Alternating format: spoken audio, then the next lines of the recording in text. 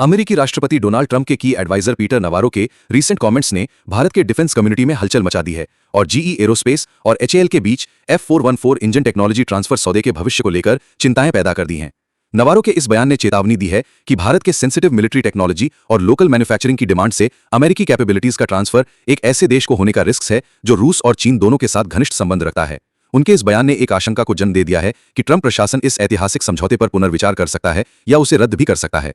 तेजस MK2 कार्यक्रम के लिए F414 इंजन पर अत्यधिक निर्भर होने और तेजस MK1 कार्यक्रम में अमेरिकी प्रतिबंधों के कारण भारत के पिछले अनुभवों को देखते हुए Indian defence establishment high alert पर है और इस टाइप के comments US India defence cooperation और भारत के इंडिजिनस फाइटर जेट एम्बिशंस में पोटेंशियल रिस्क्स हो सकता है।